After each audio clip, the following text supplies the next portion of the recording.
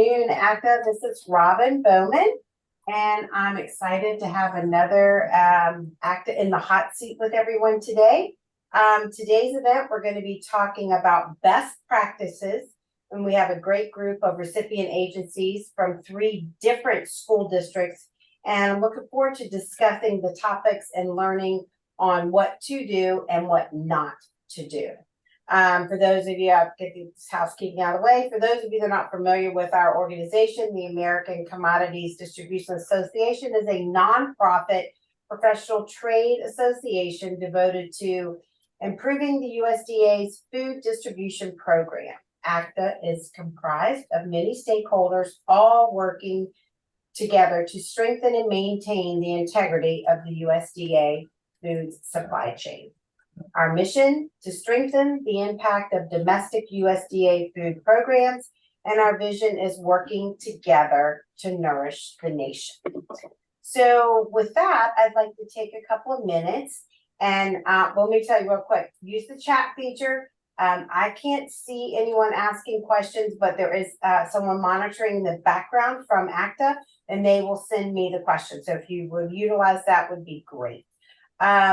So today we're going to talk with 3 different recipient agencies, and they are from, and I'll let them do their own introductions, but Rob Markowski, I think I said that correctly, from Pinellas County, Dala Emerson from Bowling Green Independent, and Angie Branch from Gooding School District. So I'm just going to kind of go around the horn and let each of you introduce yourselves, quick, snippet about your program and what you have, and then I'll jump into some questions. So, Rob, I'll start with you because you're in my up left-hand corner. Okay. Good afternoon, everybody. My name is Robert Markowski. I work for Pinellas County Schools in Florida. We're basically on the central west coast of Florida, right on the Gulf of Mexico. I am the procurement specialist for the district. We have 128 schools, standalone schools. We feed about 154 sites. Our enrollment's about 100,000 students. We're currently right now for lunch, we're doing about 58,000 ADP. Angie. I'm Angie Branch. I'm from a rural K-12 school in southern Idaho. Just under 1,300 students. We have 4 schools. We're running about 58% free and reduced. We run breakfast, lunch, a supper program, fresh fruit and vegetable program, summer feeding. We have a food truck. About 85% of our students are participating in breakfast and 87% are participating at lunch. And I wear all the hats because we're such a small district. So all the things we have to do to administer a program. That's what I do. We do our own marketing, our procurement, our budgeting, all the things. We have student advisory council that's pretty active, and I can get into more of that later, but that's all there is. And Dala Emerson. Hi, I'm Dala Emerson. I'm the Director of Food Service for Bowling Green Independent in Bowling Green, Kentucky. And I have 8 schools, and our enrollment is 4,500 when we keep growing. We are 100% full CEP, and we utilize all of the grants. If it's available, we use it. And that means we're serving breakfast, lunch, and supper meals to our kiddos that choose to participate every single day, Monday through Friday. In that summertime as well, we are feeding them breakfast and lunch. And I wear pretty much all the hats, but do have a lot of help with our district. We have a very involved district, so I'm not doing the marketing by myself, which is helpful. And social media is a big key for us, and we utilize it to the fullest extent. And I'm here to help out as as much as I can with my experience. So glad to be here. Thank you. Thank you. Hey, let's just start it off with. I'll just kick it off with menu planning. So various sizes here of districts. So that's kind of interesting to talk about menu planning. Doll, I'll start with you. What does menu planning look like for you? And then we'll just go back around the horn because I want everybody to hear what you do is the best practice in your area for your size, and then hear from Angie, and then you go over here to Rob, who's got, 100,000 students. It's got to be a little different everywhere. So what's your menu planning like? So for us, it's a little different. We are a refugee city. So we have we'll have 55 spoken languages as of this week in our district. So there is a huge demand for diversity in our menu. But the luck behind us is the fact that every culture you go to, you have your protein, your grain, your fruits and vegetables. So the spices are really what we're focusing on.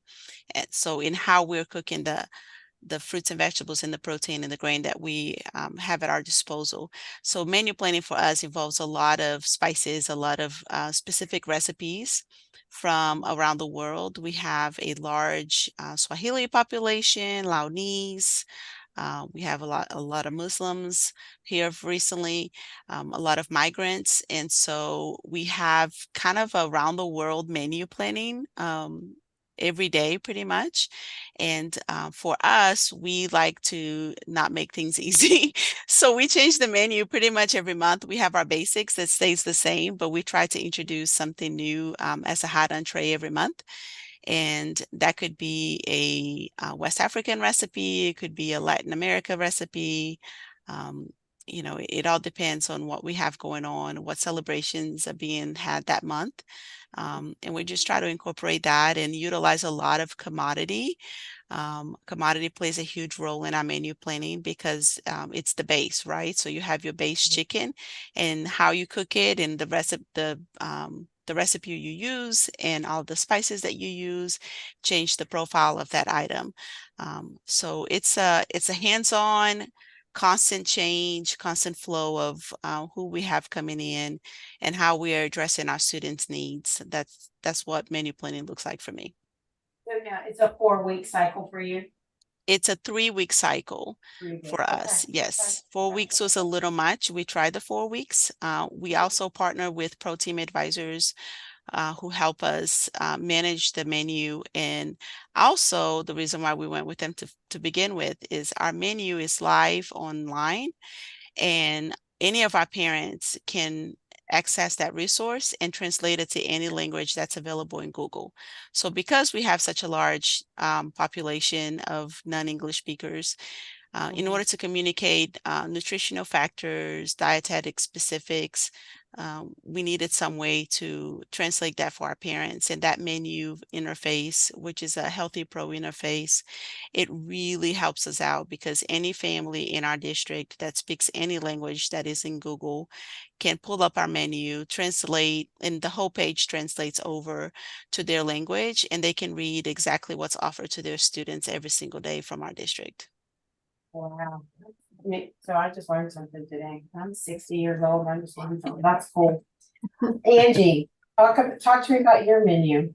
So our menu is very student driven. We started a student advisory council about 3 years ago, and it's evolved every year. Now it's a competitive essay or video, like it's an application process to get involved in that. And we break it out by school. So we have an elementary representatives, but we only allow 3rd through 5th grade to participate, the elementary level, and then a 6th grade group and a high school group because they're all so very different. So we do a monthly, like the 2nd Tuesday of every month, we meet with our students. If we have a vendor that we want to bring in and look at a product, our students understand that they may be looking at a product right now, but it may not hit our menus until the following year. So we do that with them. We also test scratch-made recipes because right now we're in the process of rebranding our program, trying to pull out some of the processed food and replacing it with scratch-based or speed scratch meals. With that comes training for our staff. So we've brought in some culinary trainers to give our staff some tools to produce those meals. We do pop-up taste testing events at our secondary schools. And then we have a 5-week cycle that we use, but we also switch our menus. We have a fall, a winter, and a spring. Most of the main things will stay on there. There'll be a couple things that will switch out. For instance, we may do a classic nacho in the fall and in the spring, but in the winter time, we're doing an Idaho nacho and serving it on potato wedges. Just little things like that. We try to balance our costs between our further process or entitlement versus something we're bringing in commercially, sorry. And we're really look for items that we can use across inventory items that we can use across different applications. So one chicken, but we can make 5 or 6 different entrees with it. So those are the things that we do in our district. Is we really believe in having a program that the kids where they want to participate. So it doesn't matter if I don't like the food or if I like the food. It matters if our students do, because they're the ones that are participating in the program. So we always remind them, this is their program. It's not mine, it's theirs. Nice, nice. Wow. What about you? What's your menu cycle like? So we do a 3-week menu as well. What we do is every second Thursday, we have a featured item on the menu. We'll have one standard item on the menu, which is typically like a vegetarian option, like a pizza or something along those lines. And then we'll bring in a new item each month and we'll release it on the menu, and it'll go out to all levels. We'll let the students try it. It'll be something, it's usually something new that we're looking at. We'll let them try it. We'll have meetings with all the managers individually, middle school, elementary, middle, high school. We'll meet with them collaboratively. We'll do a Zoom call and just kind of get feedback from them, see how it went over. That's as far as driven by the students. We also, every February, we do a Student Connect meal, where we bring a Student Connect meeting. We bring in students from 6 different schools. We have a pretty diversified county. It's from north to south. It's very different. The demographics, you know, they're different from what they like in the North County. They totally dislike in the South County. So it's kind of hard to make everybody happy, but we try to kind of find the happy medium. So we bus in kids, you know, maybe 2 buses from South County, 2 from Mid, and 2 from North County. We'll bring them into a central location.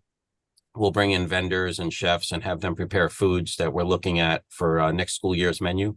And the students will all come in by grade level. We don't do the 11th and 12th graders in high school, because by the time we get it on the menu, they're kind of on their way out the door anyway.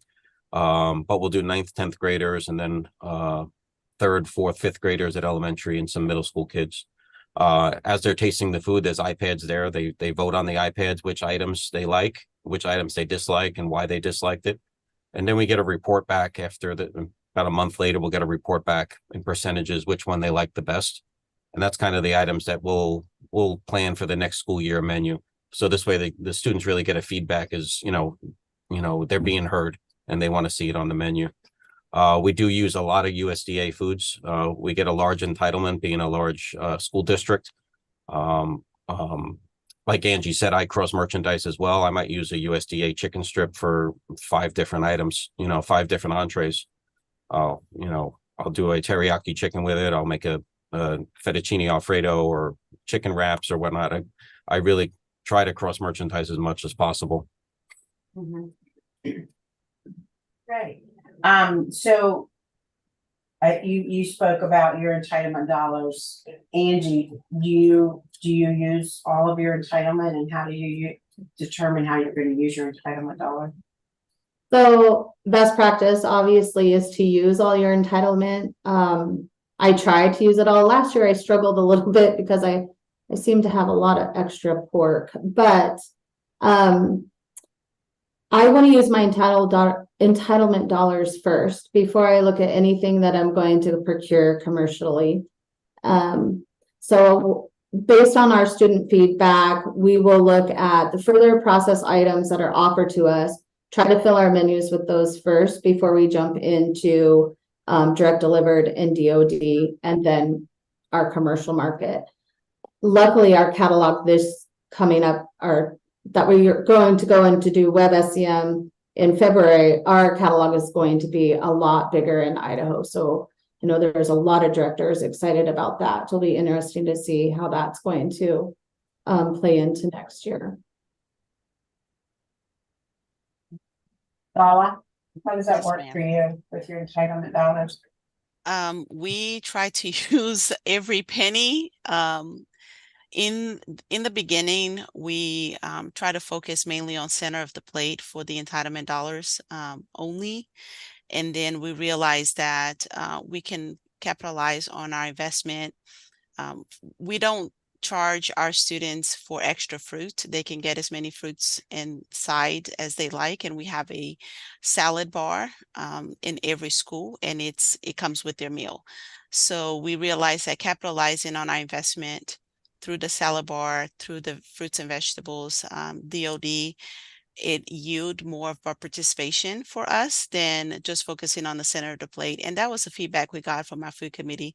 I really am happy to hear you guys have student focus groups. We're a little extra, so we try to have a meeting every month with the food committee.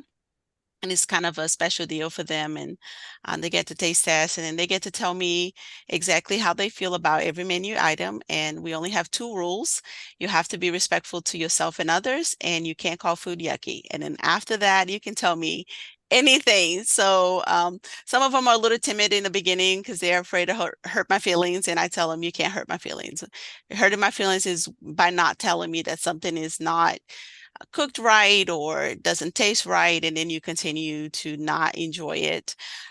So based on those feedbacks and based on the cost of the menu planning that we have, we try to leverage out a commodity versus DOD, NOI. So we have great partnerships with processors, and center of the plate obviously is very important, but our kids enjoy all of the side items and the salad bar. Our salad bar gets smashed every day at all schools. The high school, I try to eat there more often than not because it's our flagship school, and we have about 1,500 kids enrolled at the high school.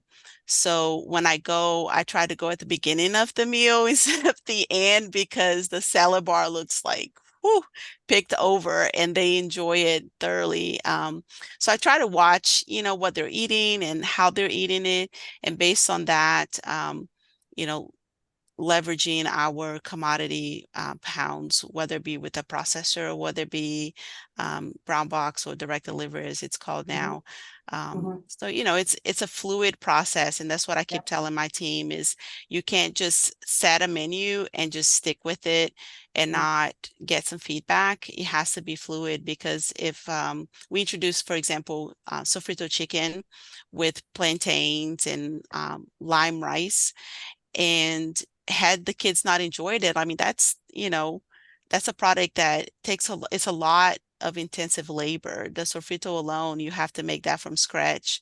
And so there's a lot of intensive labor. And if the kids don't like it, then you're just wasting that labor dollars. And so painting the big picture for your team is a best practice, because they get the buy-in, they get the why, why are we doing this? Why is this important? Why should we follow the recipe as is? And so, getting the buy-in, getting the feedback from your students, it's all part of the fun, staying fluid. Yeah. I did have a question just come in. Can you guys give me an idea of where your menu ideas come from? What's driving the items that you want to put on your menu? Rob, I'll start with you. Menu ideas, just keeping up with current trends, whether it be, magazines, TV shows, going to food shows, just talking with brokers, manufacturers, just being out there. You have to keep up with trends because all the students are. It's not like back when I went to school many, many, many, many years ago. We didn't really know much about school. I mean, about food, there was no food TV. It was just, went to school, you got your little rectangular Elios pizza or whatever brand it was. And, that's pretty much, that was every Friday, and probably more frequently than that, actually. Nowadays, the kids are so knowledgeable. They know a lot about food. So you really have to be out there, and you have to keep up with the trends, because if you don't, you're just going to fall behind, and students will find something else to eat. They'll bring food from home. My son, he loves to cook at home and make his own food. I mean, that's something he loves to do. I don't let him because he's at a free school, so he's going to have to, he has to eat at Yeah. school. But Angie, how do you do your ideas and menus? Same, looking at the current trends, going to the trade shows. Every time we're dining out, I am always looking at menus and dissecting, like, looking at what's served in something or the ingredients in something. A lot of online research and flavor profiles of and where we're from, spicy rules the school. I don't think there's anything that we couldn't give them that wasn't spicy that they wouldn't like. So just dining out, trade shows, research, talking to kids, asking them what they want. When we meet with our students and say, okay, let's look at this chicken for an example, how would you menu this? What would you like this in?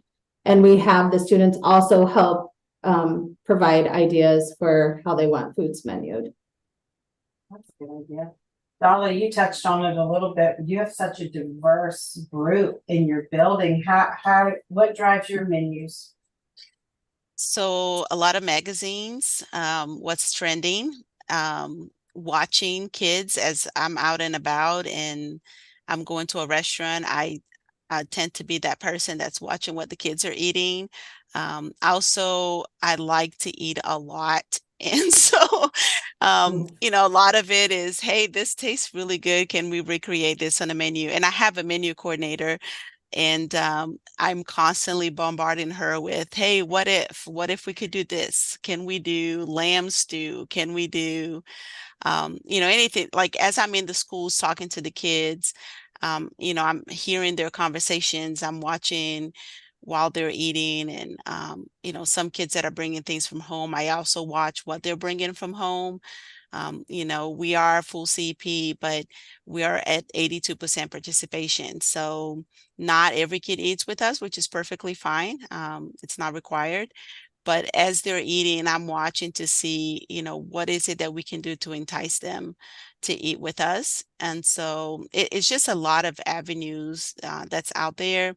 You just got to find what works for you. Like if you have a trendy district, you probably want to, watch the restaurant magazines and what's on Food Network and, just follow the trends of your students, and it changes, the 6 years that I've been here has changed tremendously. And even as they get older, prior to this, I did higher education and we were constantly changing menus to take care of the flavor profile that changed constantly for college students. And then now I just get to do it for the little ones, but absolutely observing what they're eating, how they're eating it, what they're talking about. If you're out and about, what are their favorite places? What are you seeing them carrying? Is it a Chick-fil-A? Is it, the local restaurant? Is it a national chain? Like just constantly being, you just got to train yourself to constantly be on the watch.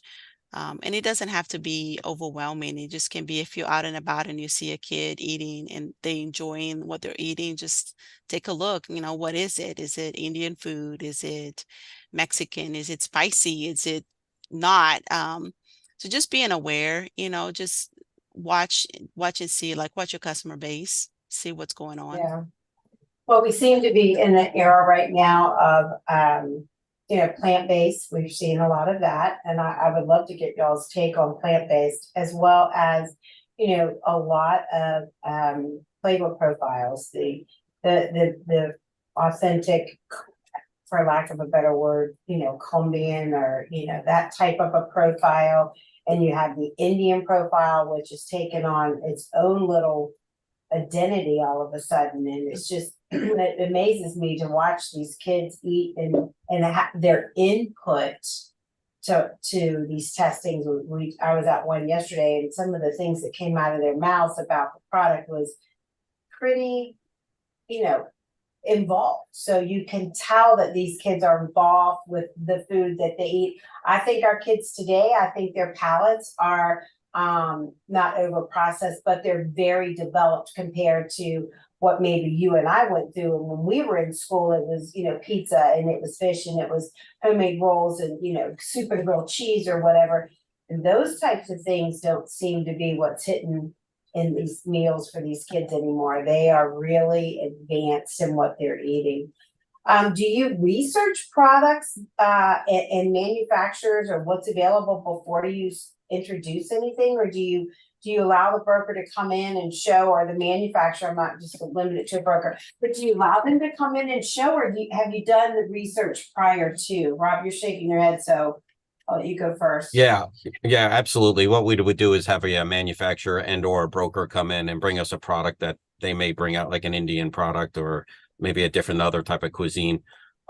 We'd bring it in and try it here in the office. And if we kind of like it, we like the texture, the flavor, we'd request a sample or several cases of samples, and we'll send one case to each level, an elementary school, a middle school, and a high school, and we'll spread it out throughout our district, just to get feedback from the students. Because like you alluded to earlier, it doesn't really matter what we think. But we do like to take a look at the product and see what it looks like on a plate, and and then go from there. And if the students do like it, we'll definitely bring it in and give it a try on the menu. And it's worked for us in the past. For most of the time, it always works. It seems to be a good process. Mm-hmm. Yeah, so I kind of do it a little different, similar process, but we ship it straight to the school, and our high school kids are our guinea pigs, and we just ship it straight to the manager and say, hey, this product is coming. I need you to follow the instructions that the manufacturer has sent you, and just put it out there as is. Like, don't doctor it, don't do anything to it, because I want to make sure that we're being very honoring to what the manufacturer has already done. I'm sure by the time they send it to us, they've done their research as well. So whenever a manufacturer sends us a sample, we go straight to the high school, and those kids there, they get to test it out and tell us whether or not they like it, if it's good, if it's a texture thing, if it's a flavor thing. One of the things I wanted to tell you, Carol, when you were talking about flavor profiles, there's a big movement right now with K-pop and K-drama, which is South Korean entertainment. So with the entertainment comes the food that goes with the entertainment. So a lot of kimchis and a lot of Korean noodle bowls and all of the things. And I have an 8th grader, so I'm constantly having to be the guest chef at my house and try all of the new things, because her and her friends, they don't shy away from telling me what they think about the menu at their school, and what they want to see on there. So it's also good to have that, that research group within your own school. But the research is done, obviously. I don't go out of my way to do a separate research with the manufacturer. What if they come up with a new product and we think it might be a good fit with our students? We just let our student tell us, yes, this is great. No, this is not. And usually we'll put it on social media that we're trying something different, and the other schools will let us know, hey, our students saw this and they want to try it out. So they kind of do the research for us on their own and let us know, like, we want to try this as well. So that makes it easy for us on our end. So we kind of shift a little bit, just trying to cover all the bases here. So let's talk about, and Angie, I'll start with you. Let's talk about best practices when you're working with your other stakeholders, like your distributor partners or the manufacturers or the state agency. What are some of the best practices that you use that helps make the circle full? So for us, we have a really good working relationship with our brokers and distributors. Fortunately, we're in such a small state that we can really have good, intimate, I guess is what you would say, conversations. And our products, when we bring them in, we're testing them, but sometimes we'll find a product and actually reach out to a broker or a distributor and say, hey, this is a product we've seen. Can you get this for me? Can we test it with students? And then take it back to our student team. And some other things we've done is we've invited brokers to come in and show their products, like during a food show type of event for all of our district students. offering to purchase the samples for them to come in and show students, but get our student feedback that way. But we really try to work as close as we can with our brokers, and have those conversations. If, maybe we go out to bid and we find a product that we thought was going to work and then it's not working as well, we're having those conversations with our brokers and our distributors, and always in constant communication. And in my school district, my assistant and I both sit on the Idaho USDA Foods Advisory Council, which is also a really good partnership. So we have conversations. We have a voice in the products that we're bringing in for Idaho. We're speaking for other people in our state. So even if it's, products that I may not personally be using, we're also taking into consideration products that other school districts in our state are interested in. So just communicate and have good relationships, working relationships. Rob, how does that work for you in your area? Yeah, I also, I keep an eye on all my commodity pounds. I try to spend all my entitlement right up front, and it's whether it's processed direct or DOD, I try to spend it up front, and I keep an eye on my balances to make sure I'm in line. And we talked about earlier bringing in new products. If I'm going to bring in a new product, I make sure it's something that is already going to utilize my commodity pounds. I don't want to take something off the menu that I already allocated pounds for.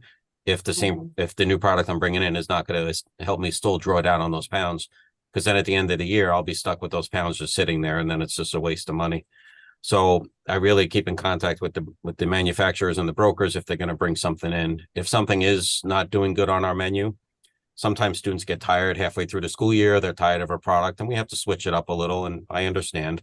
But I will ask them if they have something else utilizing the same commodity pound. And the same thing with my distributor. I try to see what they already are carrying. What is other districts using? I have Hillsborough County, which is the Tampa area right next to me, and they're a very large district as well. So, I can look at what they're carrying as well and kind of piggyback off of what they already order. And, because that helps our distributor draw down on their inventory as well, and not have to bring in new products that only I'm going to use. So it's a partnership all the way around. That sounds like good communication and a great partnership. Dala, what about you? So we have a co-op in town that is a regional co-op and made up of several different size counties and school districts.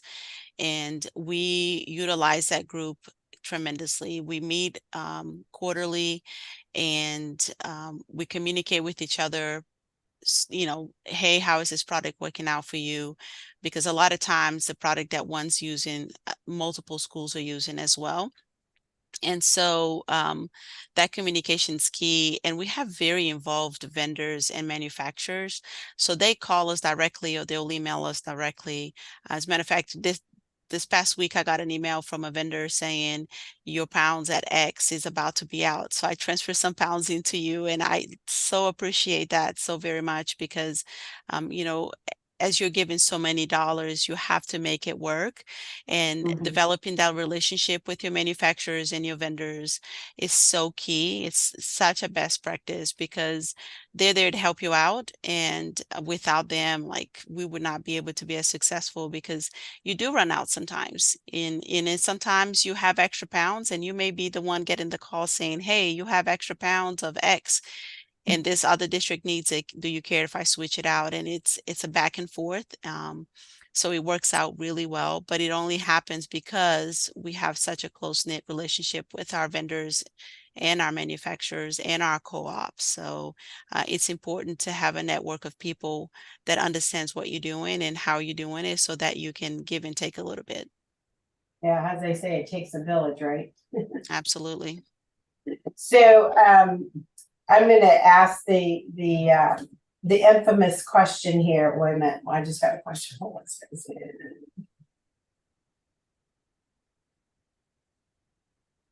Okay, so this question says, any lessons? Wait a minute. Any lessons regarding procurement specifically with further processed items. Anybody got anything? I'll jump in here. So I'm part of a procurement group, and it makes it easier for our group, any members that's participating in the group, to have a variety of products available at hand versus me creating my own bid. Writing a bid is not necessarily my wheelhouse, and having that taken away from me is such a relief. So if you are writing your own bid, my recommendation from my experience is find a co-op, um, participate in that co-op, or find somebody who knows how to do it, because you can't diversify your bid if you've only done such a limited bid and you don't have access to the processes um, that other districts have. And NOI products are amazing, and there's some really good NOI products out there, but then there's also some NOI products out there that are very, very specific, and it may do really well in one market and then in another market just not be well. And if that market that's not doing well is yours, then you're kind of stuck with those pounds that you've already allocated. So best practice for me with NOI process items is find your group. Find your group that has used the products or has a larger buy-in purchases, a larger procurement power. Um, that way you can diversify what you are actually purchasing from those areas, from those vendors and manufacturers. Rob? Yeah, I also, I would ask the broker when they come in, or a manufacturer, who else in my area is using it. And I'll reach out to them. I'll give them a phone call. I've done it, and just say, hey, how's this going? Is it working for you? Not working for you? And I'll try it. If it's something new, I'm willing to. But again, to the point is, you don't want to be stuck with those pounds. So there better be something else that you're able to use from that manufacturer with those pounds, should this product not work out. And then if you provide a large forecast, you're stuck with that product. If your distributor brings it all in and nobody else is using it, you're going to be stuck with, you're going to have to serve it. And, trying to force feed kids something that they don't want to eat is not going to be easy. No, Tim. Angie? So, in Idaho, we are not yet, our bid co-ops are not yet allowed to process on their own with our groups, but we are just processing at the state level as a state. So we have those same conversations. What students eat in the northern part of the state versus the eastern and the western and the southern are very different. So we have the conversations about who's using the products, what works best for your school district, and then try to make the best decisions for the state as a whole. But I believe bid co-op processing will be something in the future. We just haven't got there yet in Idaho. Okay, so we're going to go around the horn, and I'm going to ask you just one question, and this is a pretty loaded question, but please feel free. If you had a magic wand, what would you change? Everybody's like, ah. Yeah, if you had a magic wand, what would you change? Let me give you a sec. And everybody's kind of looking at me like, really? Doll, I'll start with you. It's a loaded I question. know. I'm sitting here going, oh, I would do this. So is this in relation only to procurement in processing and commodity? Okay. Yeah. I would change the white versus dark meat processing, because I don't like having to utilize a brown or a dark meat item that I'm already utilizing with another company just to get the white meat out of this one company. I just think it's ridiculous, and I think we should talk more, and different companies should be able to share those pounds, because we have some dark meat products that are amazing and our kids love it. Like our orange chicken is made with dark meat and it's wonderful. But my children in my district, they do not care for the dark meat nuggets, right? but a lot of times that's kind of a default for some dark meat items. And then the items that you want to utilize with the white meat kind of gets taken off the table because you can't utilize those pounds properly. That's what I would change with my one wave of the magic wand, is allowing different manufacturers to share those pounds. If you process with the state and commodity, you should be allowed to share those pounds cross manufacturers so that we don't have the limited use of those pounds. Does that make sense? I was rambling a little. Perfect sense. It makes perfect sense. Rob. So you said magic wand, right? So I did. so Bring it. yeah, so the fact that, you know, we allocate in March, and then again end of August, beginning of September, right when my school year starts. Really, I'm allocating 2 times already before I've even served a meal, pretty much. So it's kind of difficult to forecast out how much I'm going to use, especially if it's a new product. You know, I can forecast out as much as I can be accurate from prior year usage. If I get a different product in this year, whoever wins the bid, you know, it might be a different hamburger this year versus the one prior, and they don't like it as much. And now I brought in all this direct delivery product, and the students just aren't eating it as much. If it was a magic wand, you know, it'd be if we could just wait a little longer before we provide at least our second forecast. And I understand why they have to do it. It's, you know, it's farmers and we have to do it that way, but you did say magic wand. So I did say magic wand. yes. Angie. I'm going to ditto what Della said, the white versus dark processing and allowing manufacturers to share pounds. It makes good sense on a menu planners. And so if I had a magic wand, that's what I would request as well. Nice. Okay. Maybe with 2 magic wands, we'll make it happen. There you go. 2 magic wands. There you go. Yes. Did have a question come in while y'all were answering. So and we have time. Do you have recommendations for percentage of entitlement going towards NOI versus brown box versus DoD fresh? Oh, I would jump on this one. Oh, It is go girl. Then we'll go to such a Rob. specific, you have to know what the usage for your district is. I will answer that with no, you have to know what you need. Every district is different. I use a ton of DoD, but that's because my district is easier to get to. I have several director friends that live in remote rural areas, and the delivery to them is very sketch sometimes based on the weather. So they don't always get to utilize their DoD. So a lot of times that pound gets left there and then it gets distributed to other districts because it needs to be used up and they didn't get to utilize it. Or the fruit gets there on a Friday and they lose 2 days of usage if they don't have the cooler space to, you know, put their apples, bananas, pears, whatever. So you have to understand your location, what your student base is wanting, because if you are in a remote area and DoD can't get to you for whatever reason, then you may want to spend more money on your brown box or your NOI, you know. And if you're more of a scratch cooking kitchen, you don't want to spend all your money on NOI because you need the money for other things. So you would spend more money on your brown box, your raw meats, your raw products.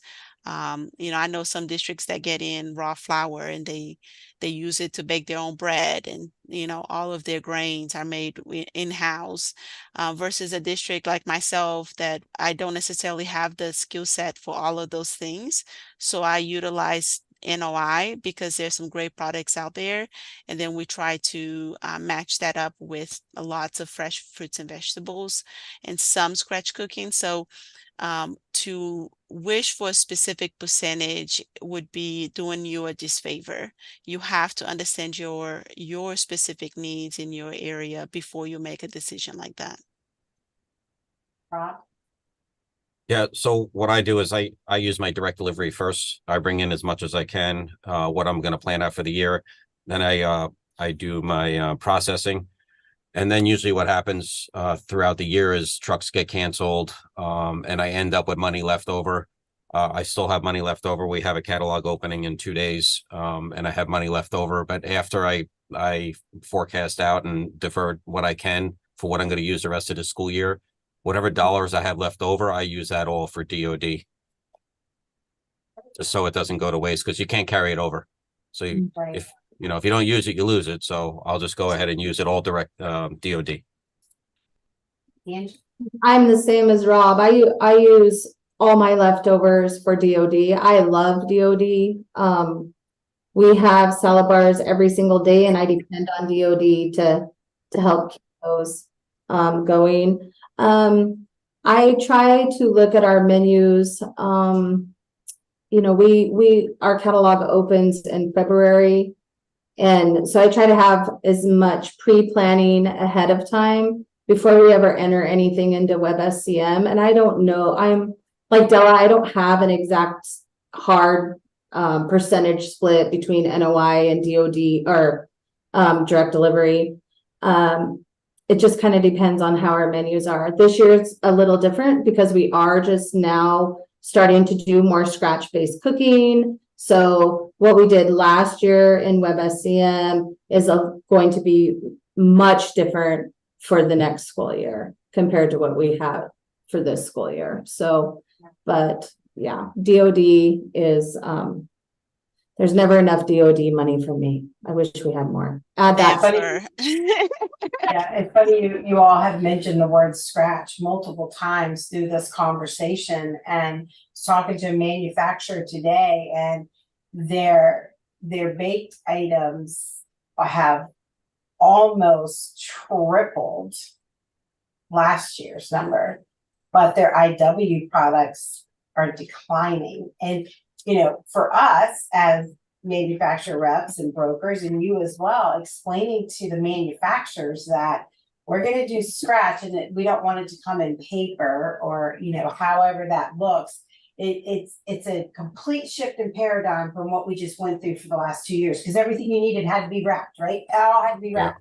Yeah. So it's like almost like we're reinventing the wheel yet again. We've got through COVID and that whole scenario, and now we're into a completely different, almost going back to the way things used to be. So it's really very interesting. I thank you all. I know you all have incredibly busy schedules, and I thank you all for participating today. I can't thank you enough for being on this panel and talking on behalf. People are listening and asking questions, so that's a great thing. I hope to see you all at ACDA. If you can come, I would love for you to take a second to walk up and introduce yourself. If I don't happen to see you, I will be there. So our next ACDA in the hot seat is scheduled for November the 28th, and this will be hosted by Garrick Howell. And he will be having a conversation on best practices with state agency members. So we kind of try to take it around and get everybody's perspective. So we hope that all of you can join that call as well. I will try to be on all of these calls just for learning, if nothing else. So, but after today's call, we appreciate your time. Please feel free to reach out to any of us. If you have any questions, you have our contact information. If I get any questions as the afternoon goes on, I don't have any now, I might reach out and ask you your perspective, or reach out and try to get the answers. But thank you all so much for taking the time to be on this call with us today. We really appreciate it. Thank you. Have a good day. Thank you.